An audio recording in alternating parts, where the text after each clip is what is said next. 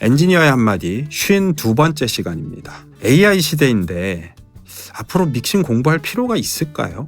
이런 질문을 제가 종종 받기도 하는데 어떤 시각으로 바라보면 그 말이 또 일리가 있게 들려요. 수노나 에이스 스튜디오, 기타 등등 지금 AI 툴을 활용해 갖고 음악을 만드는 과정에서 보면 믹싱이라는 과정 자체가 별 의미 없는 것처럼 보이기도 합니다. 그리고 언제가 될지는 모르지만 분명 믹싱을 좀 더 AI가 적극적으로 개입해서 진행할 수 있는 어떤 그런 툴들이 나올 겁니다. 분명. 그러면 예전 아날로그 시절에 사용하던 어떤 그런 기법들, 그리고 디지털로 넘어오면서 활용해야 되는 어떤 다양한 믹싱 테크닉들, 이런 것들을 지금도 열심히 공부하는 게 의미가 있을까? 충분히 생각해 볼 수 있습니다.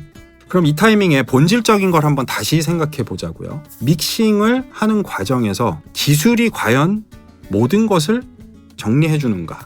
모든 일을 마무리하는가? 이거는 틀린 이야기예요. 정확하게는 믹싱을 하는 사람의 판단을 근거로 풀어가는 일련의 과정이었던 거죠. 그리고 결과가 나오는 거고. 만약에 특정 기술로만 해결되는 영역이었다면은 엔지니어별로 정말 다른 결과가 나온다는 게 말이 안 됩니다. 그리고 AI 시대에 과연 믹싱이란 무엇이냐? 정의를 좀 다시 내릴 필요가 있다고 생각을 해요. 과거의 기술들을 답습하고 도제식으로 어떤 기술들을 전수해주고 이런 과정으로는 믹싱 엔지니어 일을 한다는 게 사실 쉽지 않을 겁니다. 다르게 말하면 좋은 아웃보드, 좋은 플러그인, 좋은 환경 이것만으로 만들 수 있는 게 아니라는 거죠. 그리고 이건 예전서부터도 그래왔고요.